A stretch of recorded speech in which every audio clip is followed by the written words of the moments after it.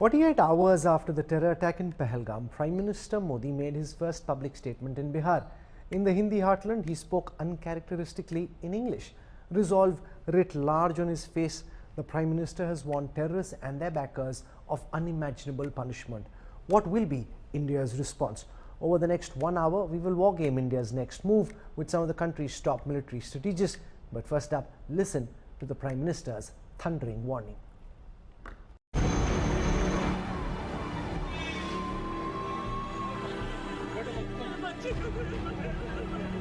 Prime Minister Narendra Modi promises to crush the terrorists behind the Pahalgam massacre.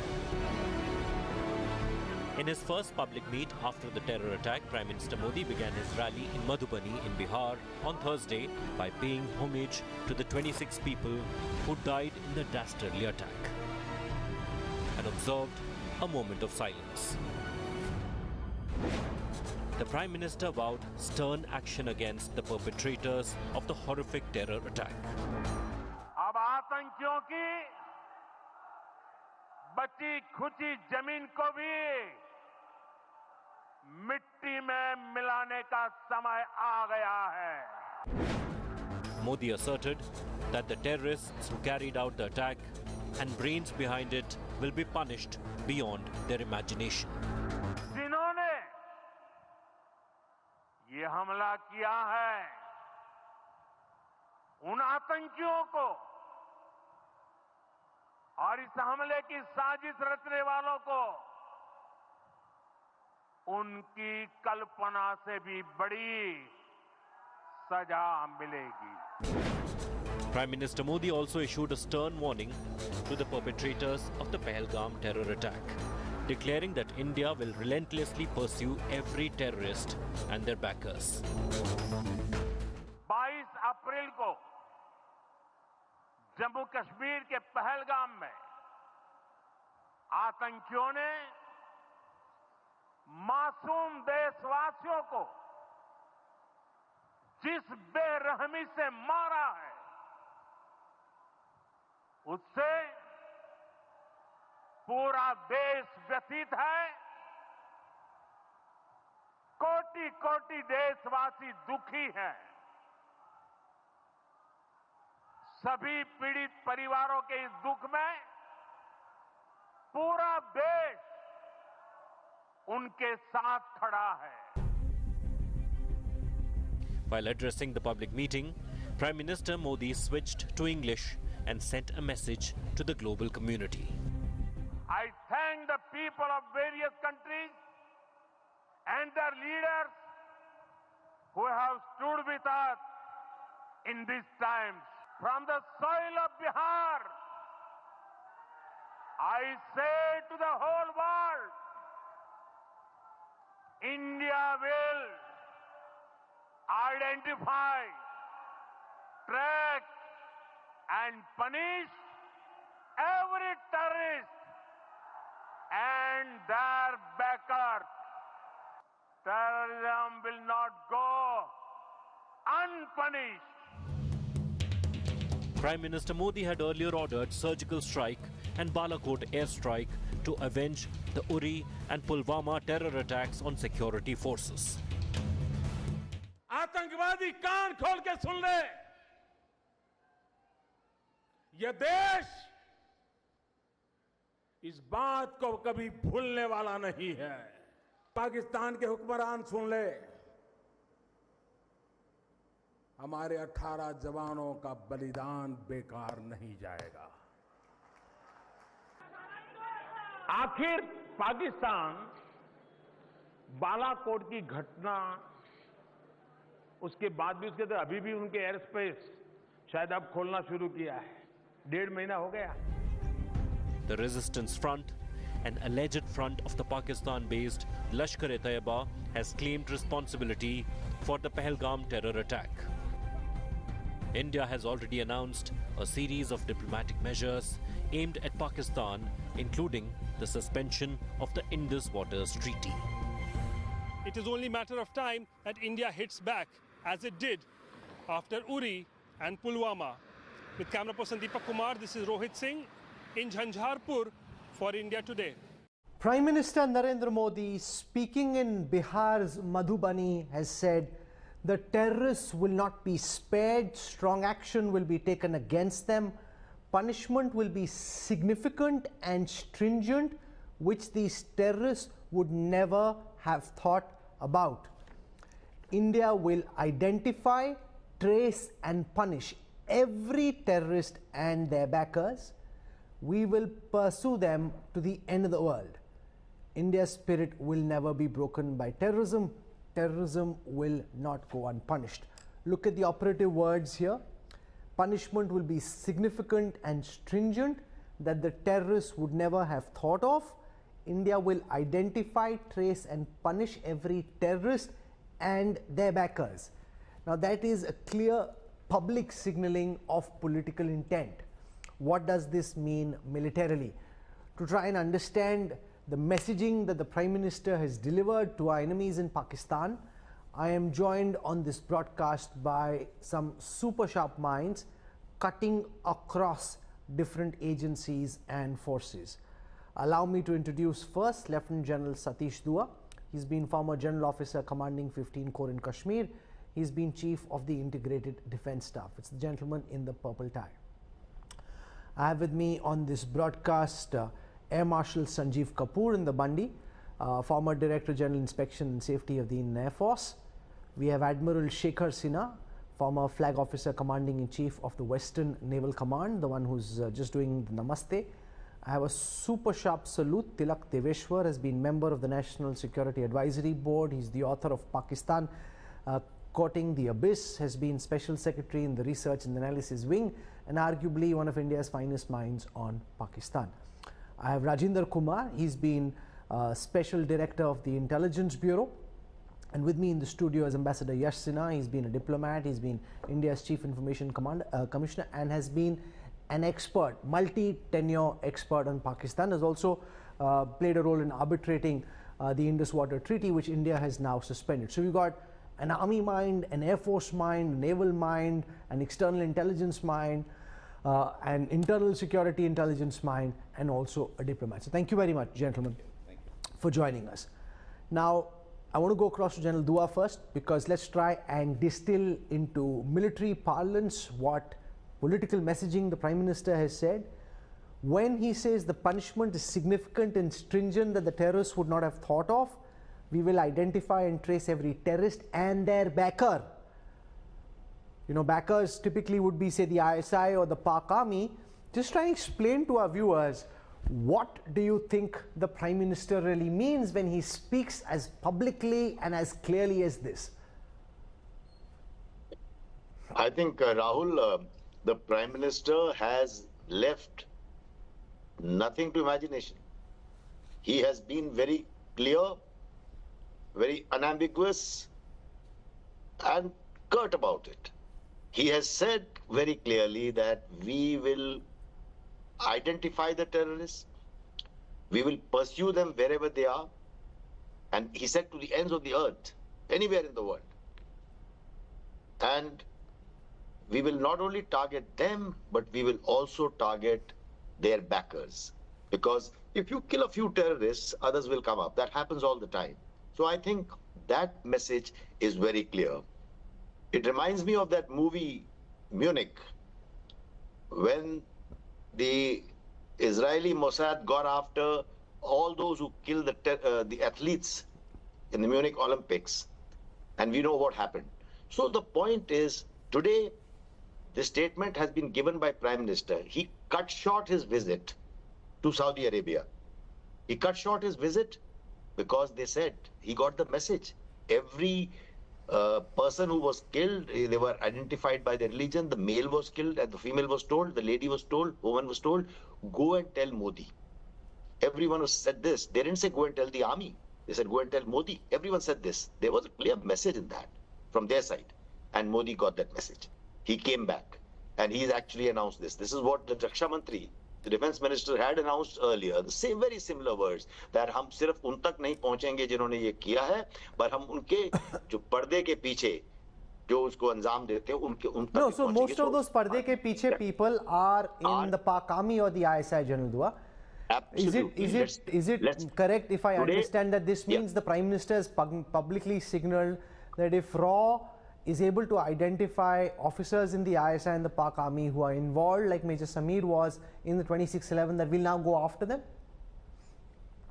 My understanding is, when Uri happened, I was the corps commander. Then we did a shallow surgical strike to hit the terrorist camps, because terrorists came and targeted us. When Balakot happened, they targeted the CRPF Jawans. We went deep inside, a precision airstrike deep inside Pakistan, and not just POK, and we hit terrorist camps again. And today the message is, merely killing terrorists, that will happen. That has to happen to give closure to the families of those who've lost their lives. But merely killing terrorists is not good enough now. After all, the Indus Water Treaty held up, despite the 4 wars that we've had. But this time, such bold steps have already been put in place. The diplomatic strike has already taken place, because these are the measures that are always announced first and then applied. Military option will come, is very clear, and those are the measures that are not announced first. They have to be executed. And no, I just want to answer your question, one sentence. You said, what does it mean? When I said that we went shallow, then we went deep, idea is that if we have to hit the backers, it is very clear. The backers are the ISI officers, the military leadership of Pakistan, because I think it is the Pakistan Army which is the biggest terrorist organization, because they are the ones who are perpetrating terror. So what shape that will take remains to be seen. But I think we can expect a response, like the Prime Minister says, which they could not imagine. Okay. Now, so like a military man, you're very gung-ho, but the likes of Tilak Deveshwar have now to provide specific intelligence inputs about the locations of terrorists and high-value targets who can be taken down, whether they're terror masterminds or they're backers in the ISI. The moment something like this is not a regular time when you can bump off the odd PSO of Hafiz Saeed or somebody in his close proximity or some other most wanted. This is when they are fully alert. They know that India is looking for them and coming after them, and naturally, therefore, they disappear into whether it's underground or some safe house, etc. That makes it very difficult to get precise information. I know you can't say very much, but what you can tell us, Tilak Deveshwar, is what do you think the Prime Minister means when he says punishment that the terrorists would never have thought about and going after every terrorist and their backer? I think he is underlining one very important element, which is unpredictability. You see, we tend to take Pakistan as a normal state, whereas Pakistan is anything but a normal state when it comes to India. It acts irrationality. It acts irrational, and it is Pakistan's irrationality towards India that has, in the past, thrown us off guard. You don't expect something like this to happen, but it does happen. So I think he's playing by their book. He's playing their game. That unimaginable, that you could not even have imagined what's coming your way. So I would agree with what General Dua said, targeting the backers, which are the army and the ISI. But in what form and what shape that targeting will be is something that he knows and he has imagined it. But I don't think the Pakistan imagines or knows what's coming their way. No, but let's take it one by one. Let's imagine that we've now bumped off some major or brigadier or general in the ISI who we think is the one who ordered this attack.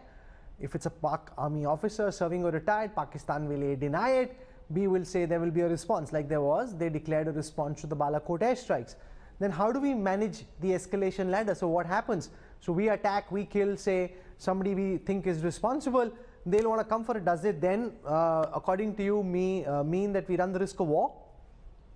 No. You see, why are we limiting our imagination to targeting a major or a brigadier? There's a lot that you cannot say on open media, but I think let's leave it to the services and to the political leadership of what they have in mind. But I don't think so. Mr. Modi is in the habit of bluffing or being bombastic or rhetorical. What he said, he means that. And this is what Pakistan is going to experience, the real and true cost of what they have done. No, but unimaginable. How do we at this time, so I'll take for example, we've been wanting to get Hafiz Saeed for a while, and the reason it hasn't happened is A, he's in great security, the Pak army protects him, and therefore it's tough for us to get to him. Ordinarily, even when nothing's happening. Now when his guard is up, the Pak army's guard is up, does it then mean that it's really bringing down a high value target at this time, Dawood Ibrahim, Hafiz Saeed, Syed Salahuddin, Masood Azhar, anybody? It's just that much tougher that it needs to be, whatever it is, an attack of a different kind. It's not what people would ordinarily imagine. Yeah, I think it's not something that Pakistan, even all of us, can imagine what he has in mind. I think it's going to be much more than that. Air Marshal Sanjeev Kapoor, last time we went in with our Mirages 2000, we attacked Balakot deep inside Pakistan. Does that then mean that the prospects of a airstrike are that much lesser? Because you want surprise. So you did a shallow incursion on the other side of the line of control. You've done a deep airstrike inside mainland Pakistan. Does that then mean that, okay, maybe an airstrike is therefore less probable this time? No, you can't say that. All options are open, and last skirmish took place in 2019. A lot of water has flown in after that. We are much better trained, equipped, both air-to-air missiles, including addition of Rafale to our inventory. The tactics and the training to take on these kind of contingencies are regularly practiced. Now, the beauty of air campaign is that you can target any place at any time from any direction. That is the flexibility we have. So you may be guarding some place, expecting attack from the eastern direction, but the attack may come either from the southern direction or from the western direction. So that is the beauty with the air-to-air refuelers and other things flowed into this thing. Your range increases tremendously. Your ability to take out the key VAs and VPs, as we call, is phenomenal. To begin any campaign, it generally begins with air campaign. And it is a signaling that the intent is, of course, thereafter it is followed up by the action on ground and blockade and other things. But it will be in conjunction, and I don't think so anybody on the television would be in a position to discuss that or tell you that. No, but for example, if the Pak army is in a heightened state of alert with all their radars, their air defense, their electronic warfare measures activated and on alert, because this time they're expecting it, do we have then the ability, you think, of jamming this, or would we need the help of the Americans and the Israelis to be able to establish air superiority over Pakistan airspace? These two wars which are going on, the Russia-Ukraine war and Israel-Hamas and Iran conflict that is going on. The idea originally before these wars started was, the services used to work on short and swift wars. That wars will not be too long. In 8 to 10 days, the international agencies will mediate and some sort of an arrangement would be worked out. But over 1,000 days plus in the Russian campaign, and since 7th October 2023, Israel conflict is on. This has indicated to us that the global supply chain for your spares, your equipment, and with each passing week, the tactics are changing. We are finding more and more utilization of drones, the space-based applications. So all these factors would be, in my opinion, presently being discussed and being worked out at the headquarters. How to integrate the available assets, what help to seek from whom, which capabilities are required for which area. I'm sure that would be under process at this stage. Sure. Ambassador Yash Sinha, you've been involved in arbitrating the Indus Water Treaty. India's announced suspension of the treaty. Do you think this acts as punishment for Pakistan? Because there's nothing we can do in the immediate. We can't build more dams or build out more canals for diversion of water. Does this in some ways signal adequate punishment? See, I'd frame it in a different context, Rahul. This is an ultimatum to Pakistan that they cannot continue business as usual in terms of turning on and off the faucet of terrorism. The treaty itself, as you know, was negotiated and signed in 1960. The western rivers were given to Pakistan, but India was allowed run-of-the-river projects and non-consumptive usages. Now, I wouldn't like to speculate on what we can do, but all I can say is that Pakistan constantly agitates projects that we do, run-of-the-river projects. I was the co-agent for India in the Kishan Ganga arbitration in 2011, 12, 13, when the interim measures were announced, and we were led by the redoubtable late Fali Nariman as our counsel. And I think for any design change, even though it is permissible, Pakistan challenges it. So for us, as far as the treaty itself goes, there is very little to gain from it and a lot to lose, because we were very generous with Pakistan. How long will it take if we start building new dams and diversions? Well, that would take long. As I said, it's not a tap that we can switch on and switch off. However, there are other things. We stopped giving data. Now that would cause problems, particularly during monsoon for Pakistan. We have issues where we can act on the dead storage level of existing dams and sizes of the sluice gates. Now, if you, a hydrological engineer, would be able to explain how that would cause problems. But we can do certain things. Whether we do it as far as the treaty is concerned or not will depend very much on how Pakistan behaves. We have put them on notice. I mean, this was something that was long coming. A lot of experts have said this is Pakistan's worst nightmare, that a lot of their area in Punjab, Sindh could turn into a desert. Explain why is the suspension of the Indus Water Treaty, and if India follows through on building these dams, stopping water, why is it in Pakistan's worst nightmare? Because, you see, as far as the western rivers are concerned, we let them flow into Pakistan. And Pakistan's agriculture survives on an irrigation system of canals which were built after, partition, because they didn't really have the sort of irrigation facilities that existed in East Punjab, which we got. So I think if India were to dam the western rivers and block the flow, even if it takes some time to do it, Pakistan would become a desert.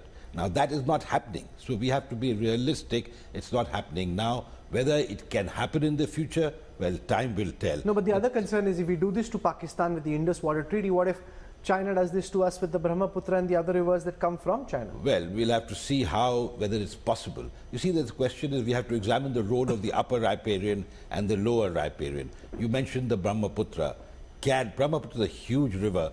Can it be dammed and flow blocked? That is something, again, that experts will answer. But as far as Pakistan is concerned, they have dams that they have built on the Indus and its tributary, whether it's the Mangala Dam, the Tarbela Dam. They would certainly get affected. The Chashma Barrage, they would get affected if India were to interrupt the flows, not stop the flows, interrupt the flows, lessen the flows. That itself would cause problems to Pakistan.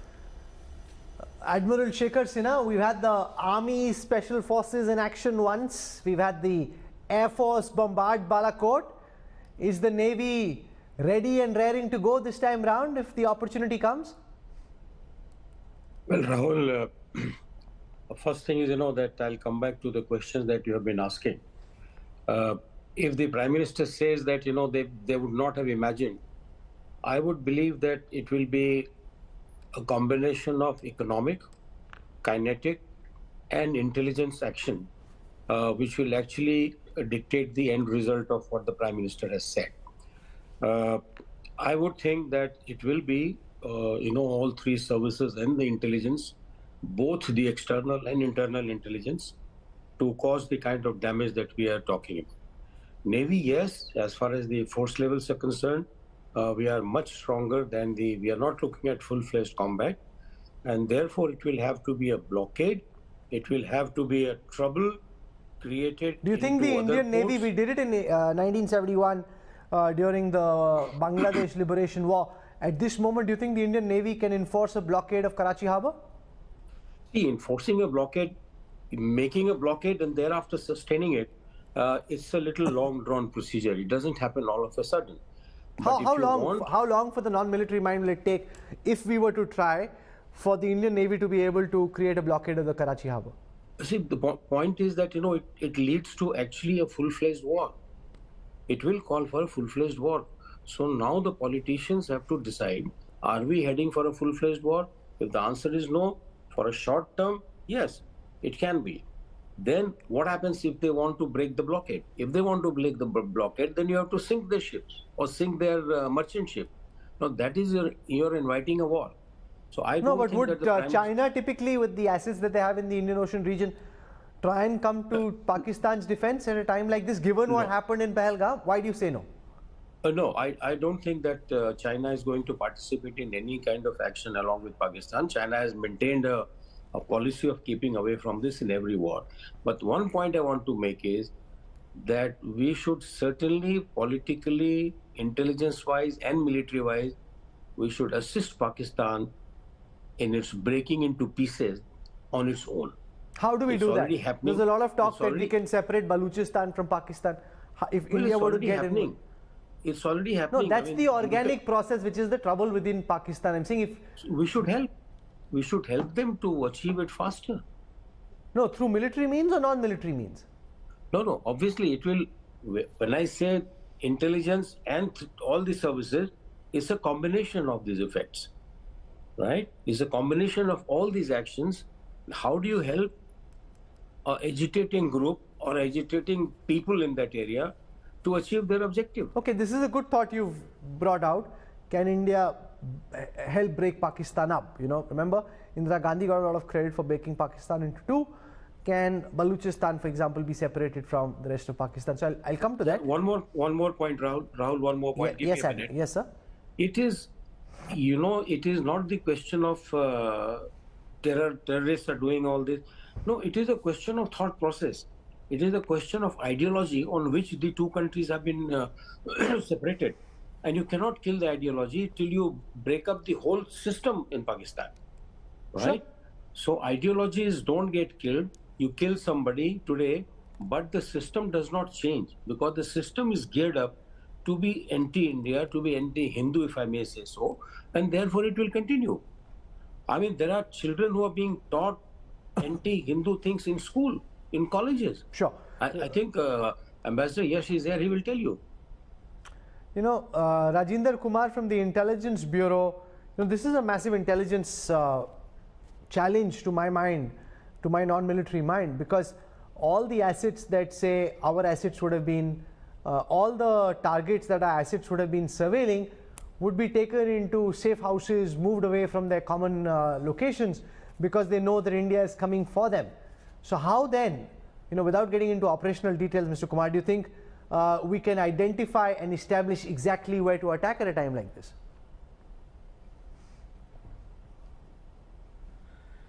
See, one thing is there that our assets are not of this nature that everybody can identify and know it. Sure. They have different ways of performing, and their performance is in such a way that they can keep us informed wherever they may be. There are different means of collections. As far as the targets are concerned, let me tell you, if you give me a minute, I'll start slightly differently from all other speakers. See, this whole thing has its origins in what is happening in Balochistan and Khyber Pakhtunkhwa. Balochistan and Khyber Pakhtunkhwa, there the army, Pakistani army is totally running away.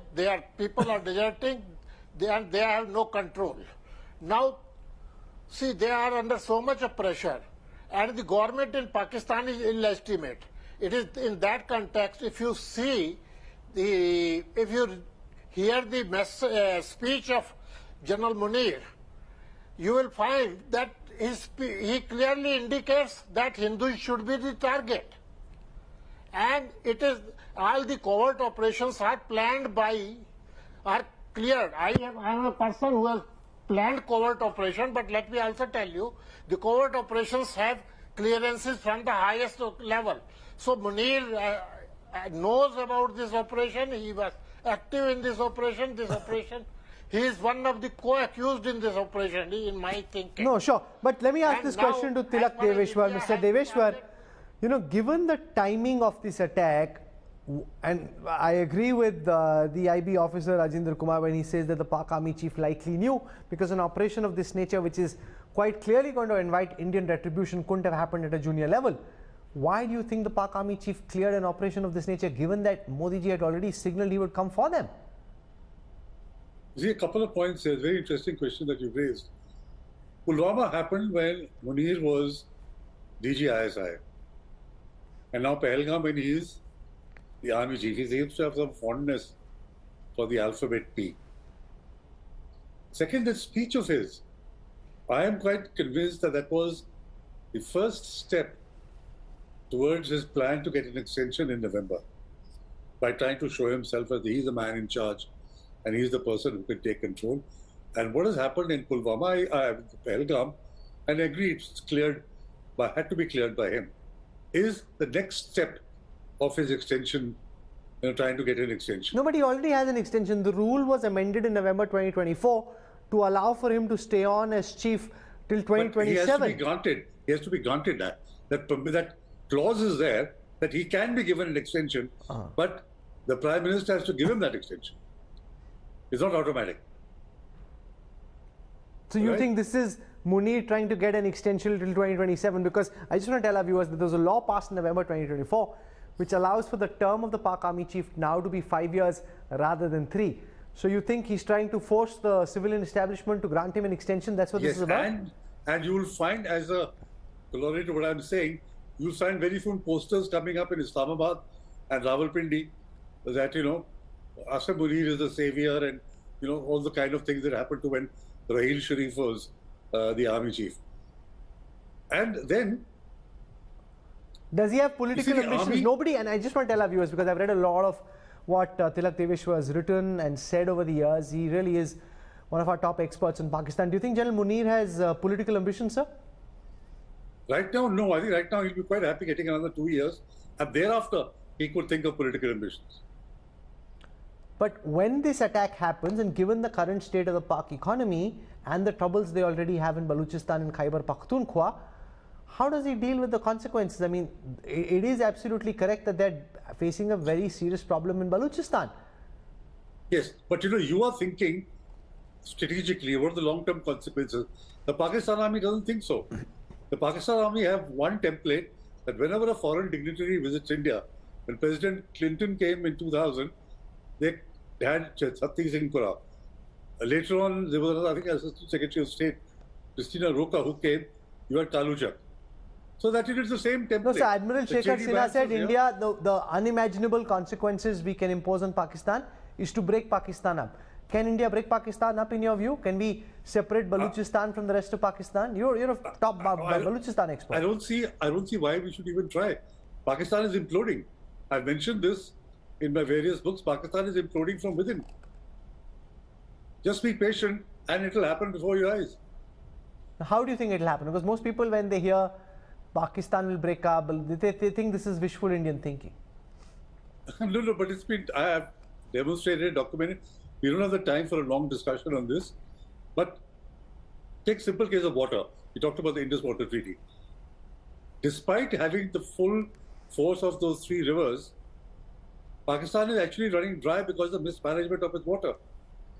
Pakistan's own think tanks have predicted that by this year or the next couple of years, parts of Pakistan will become absolute water scarce, which means drought-like conditions. Now, nobody, not China, not the US, nobody can create water for Pakistan, right? And if people don't have, there's no life without water. So you'll find that Sindh and South Punjab are the first places to get affected, right? Then you have a population which is growing at 2.55%. They can't sustain this population. They're already importing 2 to 3 million tons of wheat, despite having the massive irrigation system. And the population is going to touch 350 million in the next 15 to 20 years. How will they do that? So the state itself is collapsing because of lack of leadership, lack of vision, lack of understanding.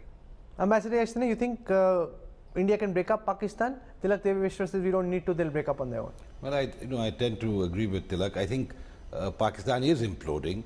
But it's a very slow implosion. The fact is that a country has an army. Here the Pakistan army has a country. The most popular leader is in jail. They have suppressed political protest completely. they have sabotaged, they have sort of co-opted the courts, etc., and they have a government in power which is basically a puppet. So the army chief is calling the shots. He doesn't need to... What's your reading of Munir's mind?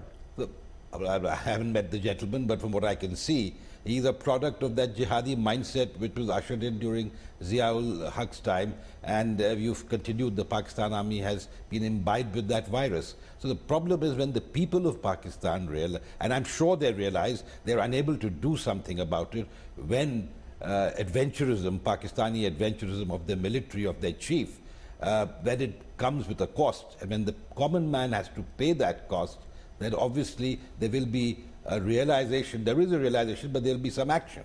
Because, and whether we can facilitate that action, certainly we can. If Pakistan sort of dares to go into carry out an adventure against India, they will pay very, very Rajendra Kumar, heavily. You know, some people said this is the Hamas moment, right? This is India's October 7th. There was an India Today website article by a fine columnist. Do you see parallels? That Hamas doing this knowing that there will be an attack by the Israelis, deliberately provoking India to escalate?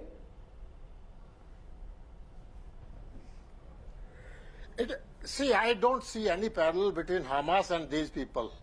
These people, basically, they are small groups of mercenaries which has been hired by Pakistan agencies. So they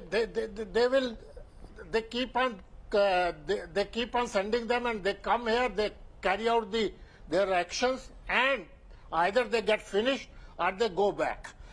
But I am on one more point. When you are asking how much can we break Pakistan, or what action India can take, I will say, if you media and opposition gives government 675 days, Pakistan will break itself.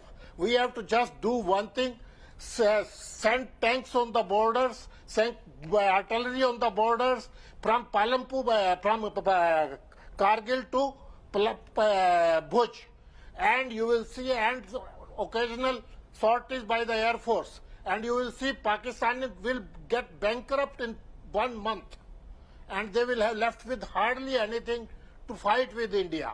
And that is the time when the Baloch and the Pashtuns will take care of Pakistan. So you're asking for an Operation Brass Tacks type deployment where you mobilize the Indian Army, the Air Force, put them on a state of high alert, take them to the borders, get the Pakistanis activated, and you're saying you could bleed them dry financially. Tilak Deveshwar, do you buy that? Is that okay? General Dua wants to come in on this. Yeah. My father was a small part of Brass Tacks, so I kind of saw it from the sidelines. Ultimately, we came back. General Padmanabhan was in charge at the time. Ultimately, we came back. He's recommending that kind of an approach. Does it make sense, General Dua? Can I first comment on something else that was said by my co-panelist? Go on, sir. I have a disagreement there when he says that it is not, there are no parallels with Hamas. I was invited, on their invitation, I went to Israel 2 months ago, and I've actually gone to that Nova music site in the kibbutz where the carnage has taken place. I think the way Hamas felt marginalized, and they used this moment, like you said, conscious of the fact that there will be massive retaliation, they used this fact, this attack, to get their issue back in the global spotlight. We also know that a couple of months ago, Hamas operatives, leaders came and met, Lashkar-e-Taiba leadership. It happened, it was in the news. And thereafter we see Asim Munir's, the chief, Pakistan chief's rant, I would call it. And like he said earlier, it was said that every covert operation is cleared at the highest level. So putting all this together, over the last 5 years, Pakistan's diminishing relevance in Kashmir, as Kashmir started improving after Article 370 in peace, development, tourism, in all factors, and the political process has actually set in. So Pakistan wanted to bring this back into the global limelight. They chose the day very carefully. Asim Munir set the stage for that, culling out Hindu males, and they chose the date very carefully when US Vice President was in India, Prime Minister Modi was in Saudi Arabia, and that was the day that was chosen to pen this out. So I think they are doing exactly what Hamas did. Situation is different. circumstances are different, responses will be different, and then we will go from here. Okay, I'm running out of time, so I want, just to speak for a moment and try and explain, because in one instance, after Uri, it took about 11 days, in the second, it took about 12, to keep in mind that if you imagine that something will happen tomorrow, day after, it may not. This may be a long process where the intelligence folks on the ground, the technical assets we have up in the air, the Army, the Navy and the Air Force will take their time. And I want General Dua to talk about this first. Everyone's expecting action. They're all looking at their television screens, imagining up tokenge. So when is this going to happen? Do you just want to explain why this may be a long-drawn process? And remember, you mentioned Munich, I think. The fact is, it took several months and in some cases years for each of the in some cases years for each of the perpetrators and planners to be brought down by the Mossad. Right. So when Uri happened, we launched a surgical strike. I was the corps commander. We planned it and launched it within 10 days. Because it was a very shallow strike, it was decided to target the terrorists who had actually come in. And we decided to target their camps. When Pulwama happened, we decided to go in a little deeper, but precision airstrikes were launched. So it took 12 days and we launched them. But this time it is clear. Firstly, we cannot sort of repeat the same kind of tactics. What shape it will take, we'll know later, but it has been clarified that we will no longer just keep hitting terrorists only. We have to hit their backers. Who are their backers? It is well known. I actually openly said that the Pakistan Army is the biggest terrorist organization. No, but the backers will disappear. So at a time of heightened alert, they'll not be where you usually find them. I'm coming to that. So the point is, it is not going to happen for that reason and more. It will not happen in a hurry. The country has to be patient. I will request you, the media has to be patient. Let's not keep playing this up. Abhi tak kyun nahi hua? Abhi tak ho jana chahiye tha. No. Please give the leadership, the military leadership and the political leadership a chance. They will do something. It will let us be patient, because this time the results, I beg your pardon, the response has to be very far-reaching. And to make it far-reaching, if it doesn't have to be shallow, it will take a little time. Tilak Deveshwar, I want you to speak about this, because I think it's very important for everyone watching to understand that there's nothing that may happen. I mean, it may happen tomorrow, who the hell knows. But by and large, to be sure that you're not punching in the air, that when you punch, you get a knockout blow, you need to be certain that you know where the enemy is, punch him hard in a way that it hits him, and that's a process that takes time. Absolutely. I think people in India expected swift retribution. First tranche of that came yesterday, within 24 hours. I mean, the series of actions that India has taken, especially on the Indus Water Treaty, assuages that to some extent. Not really. Now, there's a lot of people who are saying we should have opened up the big guns, the artillery, the mortars along the line of control, and we should have started pounding Pak positions. That should have started yesterday. That again is tactical, isn't it? That is, you're not hitting where it hurts. So if you have to hit where it hurts, and where the consequences are unimaginable, as what the Prime Minister said, you will need time. You will need time to plan meticulously, because it cannot be a shot in the dark.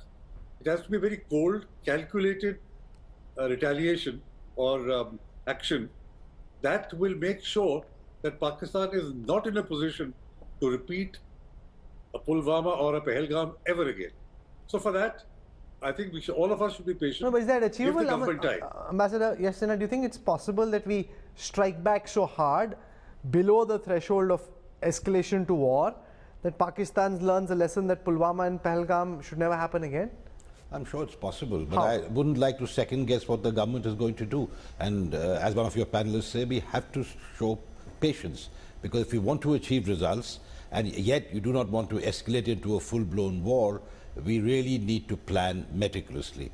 And I think keeping the enemy, and I'm using that word very carefully, keeping the enemy on tenterhooks is part of battle strategy. And I think it's very important that while we give a kinetic response, we do it with time and place of our choosing.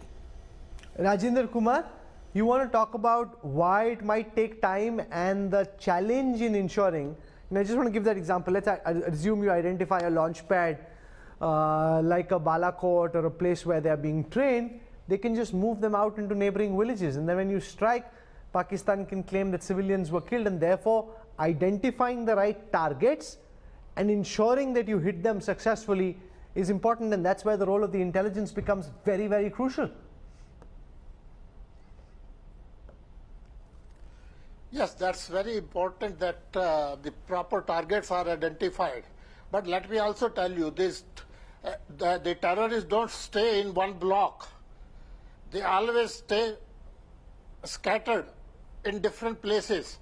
In one house, 2 fellows, in another hut, 3 fellows, in another hut, 5 fellows. See the target. So it is not it is not very easy, and if we have to very cleverly do it, in the sense that all these people are finished in one go, which is very, very difficult task.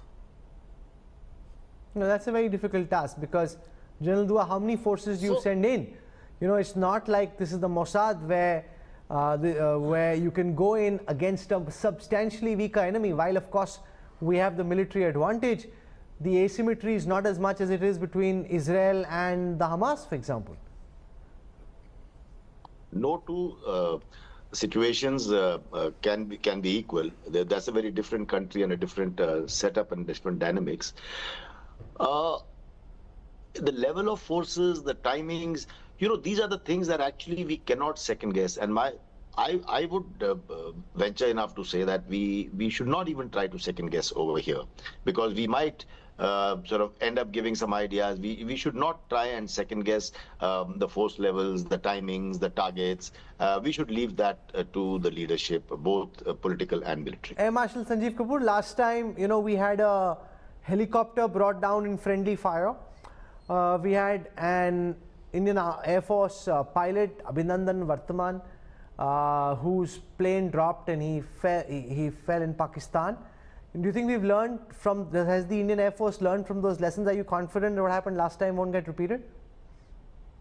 I'll come to the point later, but I have a point to make before that, listening to all the distinguished co-panelists. The main issue has not come out in today's discussion, that is the Punjabi dominance of every activity in Pakistan. The Punjabis are controlling the army, the businesses, the other establishments, and everybody in Pakistan, be it a Sindhi, Baluchi, Pathan, or POK, people, Gilgit, Balsar, they're, taken extreme, hatred towards the Punjabis. Now, this Indus water, which the Indian government will affect Punjab the maximum, because none of these rivers are going through Punjab, and it is the canals and the dams which have diverted waters towards Punjab. If in some way it gets implemented, it is going to hit them the hardest. Now, the Punjabis who are controlling everything, the businesses, the army, and the other associates, would be the target in my mind this time, which would be hit and which should be hit to create the maximum damage. Because a few Baluchis dying here, a few Pashtuns dying here and there, doesn't make much of a difference. The terrorists, there are thousands of madrasas and they produce people to get killed. So even if you take out a Balakot or a other kind of thing, it doesn't create much of a this. Now, coming to the main question which you asked about lessons learned after the previous thing. See, in every conflict, be it Israel, be it US, there is friendly damages. There are damages because this is called fog of war. There, in a dynamic situation, the detection and other things. The lessons learned from the previous thing have been put in place. They have been put in place. There have been a lot of tabletop and actual exercise and tactics being developed. And I'm sure that if a situation so demands now, we are better prepared.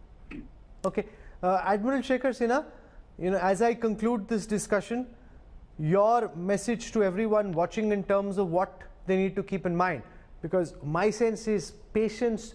Don't build up public pressure where everyone's saying kab hoga attack, kab hoga. Don't take it to that kind of a level. Just stay calm. Let the Army, Navy, Air Force, the intelligence services do their job. What would you be telling everyone watching, sir? No, absolutely right, Rahul.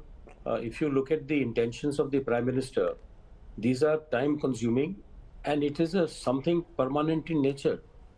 It is not something temporary. It is not a very tactical statement that he has made. is a very strategic statement, or very far-reaching. He will have to simultaneously create, capitalize on the world opinion which exists as of now, and continue to feed the developments that are taking place. He'll have to take a few countries into confidence, because you don't just go and balkanize a country like this. And therefore, firstly, you don't have to be on a surface.